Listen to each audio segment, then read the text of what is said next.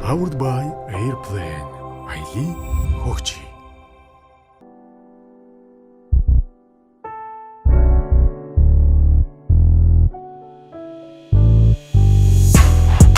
Back, I'm a token day. Надад миний хүсэн бүхэн байна. Ажлын нам гүхнэн нам нам долон байсан чадаа цогон байна. Hitting back, I'm a token day. За guys, basketball Kardashian ихэд өрх тусгаарлаж байгаа шүү. Цоо шинэхэн өөрсдийн гэсэн channelтай болж байгаа. Энэ доор үзүүлчээ та бүхэн одоо эртнээс subscribe дарж эхэлж байгаараа тун удахгүй BK болон маш олон өөр сонирхолтой контентэнд бол орж эхэлнэ. За тэгээд та бүхэн subscribe дарахаа битээ мартаарай. Юу эцэг залуусаа ингээ basketball Kardashian season 2 episode юусэхлэхэд бэлэн боллоо. Powered by Airplane айлын хөгжи. За тэг энэ л орот бас ярих юм ихтэй ямар ч амар тоглолтууд болчиход ганц нэг багийн эзэдүүдийн те постэр ч юм уу те пост талаар хэдүүлээ ярилцъя гэж бодож байна. За бидний хамгийн ихний ярилцах тоглолт бол мэдээж хэрэг SGX болон Шилэн Бодонс багийн тоглолтын талаар ярина. За энэ тоглолт нь маш олон талаараа маш олон шалбаглагтай тийм тоглолт болсон. Гэхдээ тоглолтын үр дүн мэдээж хүлээлтэнд хүрээгүй. Тоглолт 58-72 харьцаатайгаар 14 зөрүүтэйгээр SGX баг бол хоцсон. Тэгээд тухайн тоглолт нь маш олон ач холбогдолтой байсан л да. Тэгээ би болохоор ингэж эмх зэгцтэй ярих гэж бодож байна. Тоглолт эхлэхээс өмнөх Шилэн Бодонс багийн эзний пост болон тоглолт дуусны дараах Шилэн Бодонс багийн эзний постууд ямар хуу постуудыг үзүүлсэн бэ гэдэг талаар ярих гэж бодож байна. За өнөөх айхтар 2.5 тэрбумын эзэд маань бол дебют тоглолтоо бол хийсэн. За тоглолтыг бол түр хойшин тавья. За тэгээд мэдээж одоо энэ 5 хувьд ирж байгаа холбоотойгоор Шилэн Бодонс багийн ростроос бол 5 тамирчин бол угаасаа одоо хасагдах ч юм уу гэх юм уу те ростроос чөлөөлөх тийм бол одоо зүйл бол угаасаа болно. Энийг бол бас бараг л 1-2 ангитай юм тийм солонгос драма шиг бол рилээр бол хийсэн байлээ л те. Захны рилээр болохоор ингэж байгаа байхгүй те. Яг майдлахын цам цовцтойгоо ингээд одоо тамирчин гол зөксөн ингээд та бүхэн бас рилээр үзүүлчих тийм гот. За те манайхаа ингээд те энэ улирлын 5 тамирчин асах нэ. За энэ 5 тамирчин бол те Предрак коуч бол мэднэ. Би бол юу ч мэдэхгүй. За тэгээд те бүгд нь амжилтсан бэлтгэлийн дараа ингээд хариугаа хэлнэ гэдэг техник анги дуусах байгаа байхгүй. За 20 дугаар анги яаж эхэлсэн чинь шууд ингээд voice дээр ингээд песта гэдэг эхэлж шууд ингээд ямар ч юм юу ингээд зур шууд ингээд багийн эзэн алхаж орж ирж байгаа. Яг нөгөө адилхан цамцтайгаа яг нэг бэлтгэлийнхэн тэ дуусаад ингээд гөвшт алхаж орж ирсэн. Тэнд ай дэвсэл яг кино шүү. Яг кино. Тэгээд шууд тэр ийлний их шууд песта гэж эхэлж штэ. Амар тэгснэ шууд за тэр ингээд баяртай гэдэг ингээд бүгдийг тэрвэрж мэврээд энэ бас арай жоохон too much popular яваад байна үгүй юу гэж би бол харагдсан. За энэ бол ихтэй дуусаагүй шүү. Манай бол дөнгөж эхэлж байна. Манай энэ кино бол дөнгөж эхэлж байгаа. Тэгээд тэр 5 ростер дотор багийнхаа капитан Бацолбог хасчих юм. Хасчих байгаа гэдэг одоо ростерсоо энэ үйлрэл ингэ байхгүй болгож байна. Энэ одоо ямар гэж хүндлэл вэ? Ямар гэж мэдээж спорт бизнес хүн болгон тэрийг ойлгож байгаа. Спорт бизнес байх хэрэгтэй. Гэхдээ спорт бизнес уу ёс зүй хүндлэл үү гэдэг чинь бас адилхан л байх хэрэгтэй шүү. Тэгэхэд ямар ч хүндлэл байхгүй. Энэ багийг тэ анх босголцсон одоо энэ багийг анх 0-оос нь эхлэхэд хамгийн гол үүрэг гүйцэтгэх хүмүүсийг бол яах чаргагүй Шилэн Бодонс багийн одоо экс капитан Бацолбоо гэдэг хүн бол мөн энэ хүнд бол тодорхой хэмжээний үзүүлэх ёстой хүндлийн үзүүлэх ёстой гэж би бол бодож байна. Та нь бол бас юу гэж бодож байгаа бол доор комментсэгт бол санаа бодлоо үлдээгээрэй. Бидэнтэй хамтран ажилладаг Superlight брэнд нь Монголын хамгийн зөөлөн шар ариг бөгөөд дөнгөж саяхан Superlight брэнд маань болохоор өөрсдийнхөө задгай шар аригийг лаунч хийсэн байна. Та бүхэн амтлаад үзээрэй. Бидэнтэй хамтран ажилладаг Superlight. За тэгээ болоогүй шууд бараг тэр рилийн 1 цагийн дараа юу за шинэ капитан за дэгхийг бол капитан томилж байгаа юм байлаа. Баяр үргийн хата дэгхт бол юу ч бол ярихгүй зүгээр дөнгөж тим рил цацаал 1 цагийн дараа шууд шинэ капитан бол томилжээлээ. За тэгээ хамаадаа сагсан мөнгөний хэсэг юм да. За нэг иймэрхүү рилнүүд хэсэг явсан заяа. За тэрийн дараа заах өөр бас мэдээж бас өөр юу байна л та. Мэдээж набах бол тэ бизнес талаас бол маш сайн бас хүн юм байна. Саяхан бас BID Finance гэдэг санхүүгийн байгууллагад 200 сая төгрөгийн спонсорын бол гэрээг байгуулж чадсан байна. Баяр хүргэе мэдээж бас энэ бол сайн мэдээ тэ мөнгөд маань бол спонсород орж иж бас энэ бол баггүй мөнгөөр бол орж иж гэж би харж байна. За яг тоглолт эхлэхийн өмнө бас тэ за манай Ахмад бол бас нэлээд тэр сторинд хэлж байгаа нь бол энэ тоглолтыг бараг насаараа хүлээс ухааны юмараа энэ бол одоо тий kill or be kill гэж аал эсвэл зүгээр алуул гэж байгаа байхгүй. Тэгээд Ахмад бол тонд толтон 7 авсан.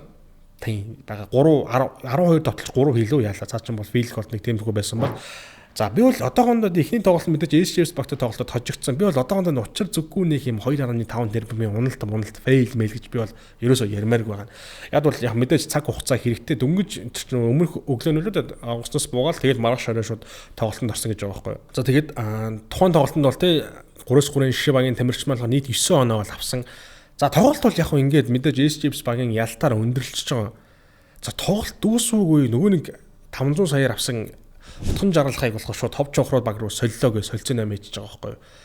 Баг бодносын өмнөөс нэг 800 биш ээ. Бодносын өмнөөс нэг 8 минут очим тоглосоогүй өмсгөлтэй тэгээ шууд хов чонхрууд баг руу очиж байгаа. Би одоо энэ дээр нэг эргэлзээ надад төрж эхэлж байна. Үнэхээр 500 сая төгрөг мөн үү биш үү гэдэг дээр. Ягаад гэвэл хов чонх одоо зээлүүлнэ гэдэг чинь ихэдөө чинь цалингийн хов чонхроод төлнө л гэсэн үг шүү дээ. Тэгэхээр чинь яг за би хов чонхроо багийн санхүүгийн чадамжгүй баг гэж ерөөс огт хэлээгүй шүү. Та бүхэн бас зүгээр ойлгоорой. Харин зүгээр үнэхээр 500 сая төлөөд тэгж авах тийм дийл босомгүй юу гэдэг дээр би эргэлзээд байгаа байхгүй. Та бүхэн бас яг үнэхээр яг 500 сая юу гэдэг дээр бол юу гэж бодож байна. Доор бас комментд санаа бодлоо үлдээгээрэй. За тэгээд бас дуусаагүй. За тэгээд тоглолтын дараа болохоор бас юм коучтой хандаж нэг юм мангаар урт пост хийсэн. Энийг бол бас яалч биш уншаад өчөг гэж бодож байна. За нэг ийм пост байгаа. Энэ болох ингээд сэлинг бодносоо меншндж жагаад предраг тасгалжуулагчаа меншндж жагаад зургийг тавьж жагаад за доор нь бас болов шүү. Спонсоруудаа меншндж жагаад нэг ийм мангаар урт пост хийсэн байгаа. Энэ болохоор зэ ингэж байгаа. Сэлинг боднос багийн тамирчдын шилжилт хөдөлгөөн ростер бүрдүүлэлт нэлээд шүүмжлэл агуулж байна. Аргагүй өөрчлөлт шинжилэлт хүмүүрт таалагдахгүй зочирдны шүүмжлэн дэмжин. За багийн ерхий тасгалжуулагч предраг бол манай багийн техникийн номер 1 шийдвэр гаргаж багийн хамтын ажиллагааны 3 жилийн гэрээний хугацаа эд дундаа орж байна. Багийн эзний хуваар зөвхөн түүнээс л би багийн зорилтод үр дүн шаардсан шахна хариуцлага нэхийн тулд үрийг нь эрх мэдэлтэй 100% өгсөн. Тиймээс ахсаас дасгалжуулагч зөвч бай, бурууч бай гаргасан шийдвэрийг нь хүндэтгэж хүлээж авах болно. Тэгээд би сагсан мөнгөний мэрэгчлэлтэн биш зөвхөн хөрөнгө оруулагч бусдаар үзэгчд фэнүүдийн л нэг. Тиймээс надад мэрэгжлийн хүн хэрэгтэй, мэрэгжлийн тамирчин, мэрэгжлийн дасгалжуулагч, мэрэгжлийн арын албаныхан багт хэрэгтэй. Тиймээс тэднийг хайж гэрээ байгуул цалин төлдөг, солидог, шинжилдэг энэ бол бизнес. Пэйжээ дасгалжуулагчид өөрийн шийдвэрээ зоримог гаргаж эрсдэл өөрч зорилготой хурж ажиллах боломжийг нь хангаж өгөх нь багийн эзний үүрэг. Иймд түүнд 100% эрх мэдэл өгсөн. 3 жил байгуулсан гэрээгээ талууд ягштал мөрдөж хариулахаас нь айл ялангаас нь хатуу нэхнэ. Сошиалын шүүмжлэл за сэтгэл хөдлөлөөр тамирчид дасгалжуулагч арын албандаа хандахгүй. Энэ зөвхөн мэрэгжлийн шийдвэр гэрээний үүрэг хариуцлагын хэрэгжилт яригдана. Сагсан бөмбөг бол бизнес гэдгийг одоо монголчууд ойлгох цаг нь болсон. За бизнес нэг л зарчим бий. Гэрээгийн хүндэл мөрд даг. Бас нэг л үнэн бий. Ашиг олдгийг гэвэл эрсдэл гарга, үгүй бол мөлийгөө дуурсаж яваад дампуур. Би пэйжээ ерөнхий дасгалжуулагчид бүрэн итгэдэг унсан ч босон ч гэрээндээ үнэнч доктортой ажиллаж хамтдаа үр дүнгээ 2027 онд харна зорилго дээдлэгийн аврах зүүн Азийн хүчрхэг багуудын нэг болох. Серб загсан бөмбөгийн дасгалжуулагчийн мэргэжлэр их сургууль төгсөж Богданович жаах хүүхэд байхад нь олж таньж энэ би тамирч. За иймэрхүү ерөнхийдөө айгу урцсан. Одоо энэ яг багийнх нь одоо тэ яг пэйж коуч яг прешэр дарамт болох уу эсвэл юм эсрэгээр урам зориг болох уу гэдгийг бол би бас сайн мэдэхгүй байна. Гэтэ хэрвээ би зөв өөрийгөө ондон тавиад үзээ дасгалжуулагч байсан бол манай багийн эзэн ингээд сошиал дээр намайг меншнж жагаад би энээс хариуцлага нэхин би энэ л бүх гэдээс надад л таалагдахгүй. Надад л ерөөсө таалагдахгүй ч би бол бодож байна. Тэдэнд хамтран ажиллах Freshback-ийн болохоор очиргүй хямдрал нь эхэлж байгаа юм байл. Энэ нь болохоор 40 гаруй брендийн бүтээгдэхүүнүүд 70% хүртэлх хямдарсан бөгөөд бүр хөргөлт үнэгүүгээ боддоо. Та бүхэн төгжрэлд үрдэгтэй дими цагаа болохоор гэр бүл болгон өөртөө зарцуулаарай. За тэгээ манай YouTube-ийн доор description-д байгаа линк рүү ороод өссөн бүтээгдэхүүнээ захиалаад үнэгүй хөргүүлээд аваарай. Бидэнд хамтран ажиллах Freshback. За өөр бас нэг юм пост мөн. Тэний доор болсон комент. Энэ болохоор шийдвэр эцсих унж босчрал байдаг хожигдлоог сагснаас зайллаа эдэр гихгүй тоосоо хөвөд босоод ирнэ бизнес гэдэг. Энд дор нь болохоор одоо Монголын сагсан мөн сонирхчдын групп гэдэг бараг Монголын бүх бараг хамгийн том одоо олон гишүүнтэй юм группийн админ уугнаах болохоор ингэж бичсэн байгаа байхгүй. Предраг коуч бол хизээж итгэлт хүрдүүш гэдгсэн чинь доор нь болохоор бас Балбаяр цогтойр гэдэг юм болохоор өчигдөр би бүр илүү мэдгдлээ нөө тим гэсэн чинь авраг авах бүрэлдэхүүн дээд зэргээр бүрдүүлсэн гол нь коуч юмсан гэдэг. Ер нь бол яг уу тий одоо энэ жил тэгэхэд Космосыг авчрах шийдвэр Ахмад ч юм уу те бүх шийдвэрийг болохоор предраг коуч бол гаргасан юм байлаа. Тэгээд яг энэ 3-3 багийн одоо тий тоглогчдыг яг жигдрээд эхлэх үед Ахмадны хэрэг байна уу даа гэж би харсан. Төөжл яалч нэг ростер муу за мууч байхтай оноо авах чадвар дээр бас жоо явуулах хүн хэрэгтэй байсан учраас Ахмад бол яг төгс төхрөөд байсан ш. Одоо болохоор оноо авалтан дээр тий 3-3 шиг багийн тамирчтай байна. Тийм учраас бас Ахмад яг плей-офф Космос ирэх үед хэрэгтэй юу гэдэг бол надад жоохон эргэлзээ төрсөн шүү. За тэгээ бас боловгүй сайхан бол тий ховч шонхруутай тоглолт хийлээ за амтж хожлоо.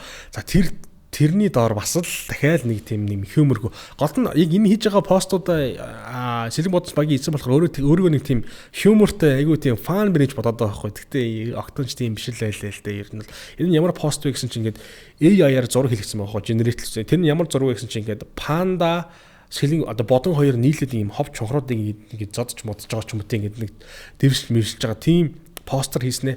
За яагаад те пандагаа шонхрууд төгснийг ойлгов. What the fuck? Энэ шууд энэ бол ингэж ойлгохоор байхгүй тий. Бид нар ерөөхдөө тий отгоод ингээд хилээд очиод муу тоглоод ингээд хожигдоодхоо гэдэг ухааны эсвэл тим утгатай надад шууд лиг санагдсан. Та нарт бас тэр постэр ямар санагдсан бол доор бас комментсэд санаа бодлоод үлдээгээрэй. За тэгээд тоглолтын тухайд гэвэл за баг багаар маш хурдан ирэхэд учраа олж эхэлж шүү. Тухайн тоглолт нь бол нийт 3-3 багийн шин багийн тамирч бол нийт 54 оног авч байгаа. Энэ бол бас шууд эффектив оноо шүү. Харин хов чонхроод багт нэгдсэн отхон жаргалын хувьд болохоор 6 оног бол авсан. Тэгээд яг энэ бол ихний тоглолт нь шүү дээ. Тэгээ нэг иймэрхүү бас нэг арай л нэг жоохон pop за би шууд хэлчих жоохон pop постууд орж эхлэв энэ да. Сагсан мөнгөөс кафрахаас илүү нэг жоохон карьер хийх ч юм уу тиймэрхүү зүйлс миний хувьд ажиллаж эхэлсэн шүү. Энэ бол яг зөвхөн миний л бодол юм л та. Энэ дугаарт бидэнтэй Innovation хамтан ажиллаж байна. За та бүхэн Innovation-ийн спорт апps руу ороод үндэсний дээд лигийн тоглолтыг 8 өөр төрлийн камерны өнцгөөс үзэх боломжтой болсон гэдгийг мэдсэн үү? За 8 өөр төрлийн камерны өнцгөөс үзнэ гэдэг нь та тухайн тоглолтыг яг л хажуунаас нь амьд мөн дээрс яг л өөрийн нүдээр үзэж байгаа мэт боломжийг олгож байгаа юм. Тэгэхээр энэ дугаарт бидэнтэй хамтан ажилласан Innovation. За тэгээд тухайн тоглолтын тухайд бас S-Chips багийн эзэн бол бас чимээгүй байгаагүй. За тэгээд нэг рил байсан шүү дээ. Та бүхэн харсан уу? Одоо ингээд тухайн тоглолтод нэг арена дүв үзэгчтэй байгаа. Дээгүүр доогор бүх бараг солд авт болсон. Уусаал солд авт болцсон байсан шүү дээ. Нэг юм бичлэг байсан байхгүй одоо S-Chips багийн эзэн хийцэн байсан. Тухайн бичлэг нь яаж нэгсэн чи нэр аягүй сонирхолтой. Надад бас нэрэж тийм үг гэдэг тийм бодол төрсөн. Энэ нь болохоор за ингээд дээгүүр бүгд арена бүгд дөрөн байгаа. За Сэлэн бодонсын фэн бейс бол хойноо дүв дөрөн. Яг нэг юм хоёр яг юм блок за яг юм дөрвөлж юм суудал яг S-Chips яг тэр үзэгчдийн хэсэг нь хов хос. Дээгүүр дүүрэн Сэлэн бодонсын фэн бейсийн суудалтай хэсэг дүв дөрөн AFC яг нэг хоёр нэг блок ойролцоо нэг 60-аас 80 хүний ч юм уу яг нэг гоё суудаг хэсэг ингээд хов хос. Энэ ингэсэн байх боломжтой. Энэ зүгээр бас таамаг шүү те. Одоо Сэлэн бодонс багийнхан ч юм уу те тоглолтын тактик төрүүлж худалдаж аваад бүгдийг худалдаж аваад тэгээд S-Chips багийг тухайн тоглолтод фэнүүдийг оруулахгүй байх тийм юм болсон байх боломжтой юу? Энэ бол бас надад бол маш сонирхолтой санагдсан. Энэ бол хэрэг үнэхээр тийм бол бас жоохон ясаагүй л юм те. За харин Apps багийн бодлохоор бас цоо шинхэн нэг хамтралыг бол эхлүүлж байгаа юм байл. Энэ нь болохоор TDB буюу худалдаа хөгжлийн банктай спонсоршипийн гэрээ байгуулж байгаа юм. Тэгэхээр ямар ч тач Apps баг бол дахин нэг маш том банкны те спонсороор бол бас хамтарч ажиллахаар бол болж байгаа юм байл нь шүү. Ерөнхийдөө бас ингэж харахад бол Монголын лигүүдээр ихэнх бас том банкудаас ороод ирлээ шүү те. За жишээлбэл Хас банк бол хасын үлгүүтэй ажилтдаг. За өөр чи хаан банк болохоор металлтай ажилтдаг. Одоо ингэ TDB S-Chips ч юм уу ингээд том банкуд бас орж ирж байна. Энэ бол бас сайн тохиол шүү ирэхэд бол. За тэгээд яг уу энэ тоглолт бол аль хэдийн өнгөрөөд 7 хоног болчлаа. Гэхдээ бол би бас ярхан зүйтэй гэж бодож байна. За Apps болон металлын тоглолт. За Ariento Sutaro. Тухайн тоглолтод бол мэдээж металл баг бол аимшигтай ялтыг байгуулсан. Buzzer shot, Bradford амар buzzer shot тэгээд яг уу нэг тэр бичлэг яваад байгаа шүү дээ. Жижигийн нөгөө нэг gather step-тэйгээ тэр явуулт байсан уугүй юу? За тэр бол явуулт байсан. Одоо ингээд энэ яриаг дуусгацгаая. Тэр явуулт байсан. Гэхдээ шүүгч даалддаг. Энэ бол сагсан өмгийл нэг хэсэг. Энэ бол үнэхээр сагсан өмгийл нэг хэсэг. Үнэхээр тэр явуулт байсан бол тэр бол явуулт байсан. Тийм. Одоо энэ сэдвүүд бол ингээд хэдүүлээ хаацгаая гэж би бол бодож байна. За харин тухайн тэр тоглолтын тэр S-Chips багийн рилний доор болохоор нэг NBA-ийн тоглогч болохоор комент бол бичсэн байл. Энэ болохоор Queen Cook.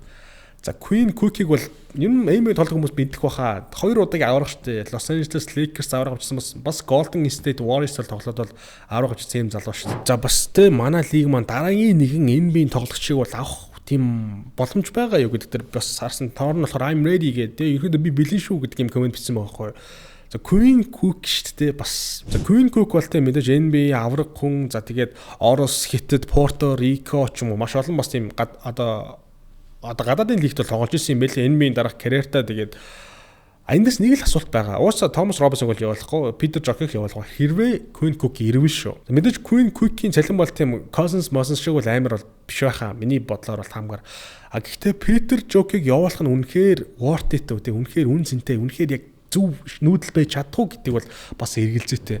Питер Жок бол яг мэдээж isolation тоглолт бол жоохон муутай санагдсан. За лидершип бол мэдээж бас жоохон муутай. Яг гэтээ тэр түүний тэр батнайдертай шийдвэр гаргалтууд бол бас нэлээд өндөр түвшний бол импорт шүү дээ. Тэнгууд за Queen Cook-д бол би юм ярихгүй л тийм мэдээж NBA тий. Гэтээ энэ зүгээр үнэхээр яг нүдээ осон шийдэл байх уу? Хэрвээ ирвэ шүү. Хэрвээ ирвэл бас бид бүхэн дахин нэг NBA тоглолчсон аврах тамирчдаг бол UJRN-ийн талбайд бол харах нэ. За бидний дараагийн ярилцах сэдв болохоор за энэ болохоор яг Монголын загсан бөмбөгтэй холбоотой юу бол биш шүү заяа. Огт одоо дээд их холбоотой мэдээлэл биш. Энэ болохоор нэг юм сонирхтын лиг дээр бас нэг юм бичлэгийг би хальт үзээд үнэхээр яасан ярихгүй болохгүй санагдсан. Энэ ямар лиг байсан би мэдсэнгүү.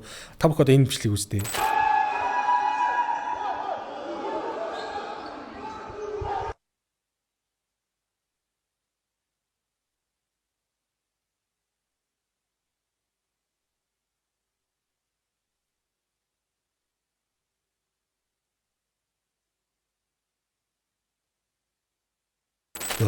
Юу энэ одоо хичнээн шүүгч одоо буруу шүүлээгээд шүүгчийг бол ингэж зодож ингэж дайрах бол үнэхээр үнэхээр тэнийг харагдчих шүү. Энэ бол үнэхээр биш.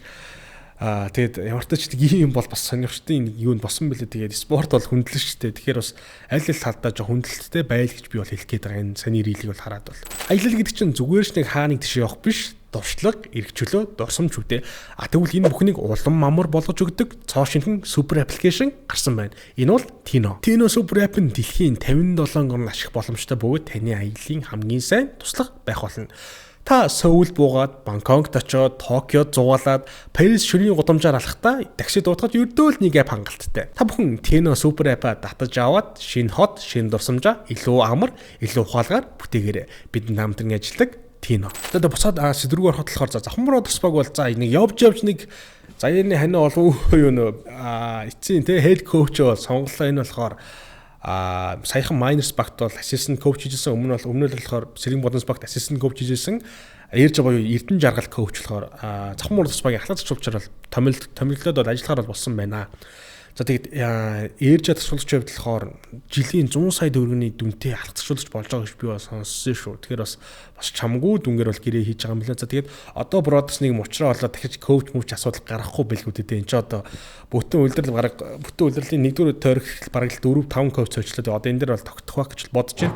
За мөн дээрэс нь бол та бүхэн одоо санаж байвал өнгөрсөн жилийн драфтын сонголт тархан үеэд сонгож ирсэн Evilt гэж залуу байсан шүү дээ. Evilt болохоор Завхамруу туспагтай бол нэгдэж байгаа гэж хэлсэн шүү. Тэгээд удахгүй цаа чи Монголд буунд бэлтгэлтэй хамрагдаад Завхамруу туспагийн өмнөөс цаврахад бол бэлэн болсон гэж хэлсэн шүү. За дараагийн сэдв болохоор за Монголос гэдэг багт бол юу тохиолдоод байна? Дараалаад бараг 6 юуд олоо хожигдчихвүү яач вэ? Уэстлийн 40-50 он аваад хожигдоод ах шиг байна. Тэгээд сайхан бас head coach бол сольсон. За би Jesus гэж ярьчих. Jesus гэд бас арлын нэр юм бол бас буруу байж магадгүй. Европ нэртэй юм байлээ. Испани одоо бараг 25 жилийн түүхт одоо саксны туршлагатай юм коуч үлээ. Сонноос энэ коуч нь болохоор SJPS багийн засварлагч NATO-гийн assistant coach бол байсан юм байлээ шүү. Тэгээд Mongolia багийн шинэ коуч болж байгаа юм байлээ. За тэгээд бидний дараагийн ярилцах тоглолт болохоор за Miners болон Broncos. За хоёр гавьятыг бол талбай дээр зэрэг харах бол бас маш гоё мөчөөл байла. Бас удаан тий энэ хоёрыг бол харах угаасаа хизээд гоё байдаг. Тэгээд мөн өөр бас ямар тоглолцоог бол Монголынсан мөнгөтэй шинхэн юм холбогчрын тулаан босон гэж би бол харж байна. Энэ болохоор Болко болон Барса. За Болко бол тухайн тоглолтод бол 19 оноо 4 ассистийг өгсөн бол Барса 17 оноо 3 ассистийг тухайн тоглолтод өгсөн. Гэхдээ тухайн тоглолтод бол Бронкос тэ хөлгүүд баг бол ялтыг бол байгуулсан. За тийм ямар ч тач Miners бол хожигдод сая standings-ээр баг 8 бичигдчихв яач вэ тэгээд бас бидний мэддэг пэни биш байна. Үнэхээр биш байна. За яхаа тухайн тоглолт мэдээж 14 оноо авч байгаа нэ. Гэтэ бидний мэддэг пэнигийн хүлээлт бол нэг тоглолтны 15 6 оноо авах бол биш байхгүй да.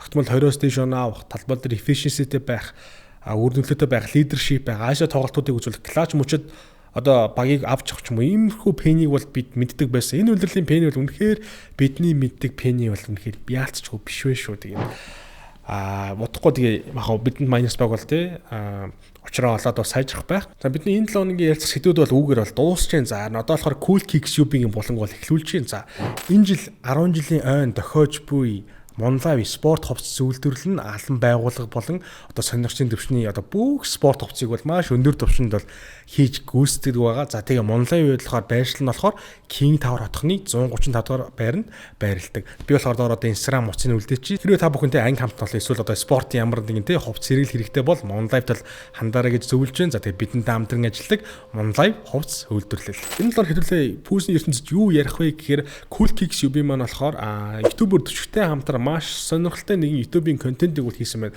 Та бүхэн бас орж бас үзээрэй. Би харин доор YouTube-ийн линкийг байршуулж та бүхэн бас үзээрэй. Тэр нь ихэд бол Cool Kicks UB-гийн дэлгүүрийн концепт, за тэгээд ямархуу пүүс худалдаалагддаг, ямар ч хүн ямархуу пүүс өмсөх ёстой, хөлний хэв ч юм уу ихэд одоо Jamorant 3 ямар онцлогтой, Kobe 8 ямар онцлогтой ч юм гээ маш олон талаас нь тийм хариулсан маш сонирхолтой тийм detail контент бол байлээ. Та бүхэн бол тэр контентыг бол заавал үзэрэй гэж би бол хэлж байна. Мөн тэгээ та бүхэн бол мэдж байгаа тийм манай бүх одоо мерч бол Cool Kicks UB дээр байршиж байгаа. За тэгээд BK0206 гэдэг промо кодыг ашиглаад та бүхэн Cool Kicks-ийн одоо ямар ч пүүзний худалдан авалтандаа бол 5% дискаунт хөнгөлөлт авах боломжтой шүү. За тэгээд бидний хамтран ажилладаг Cool Kicks UB.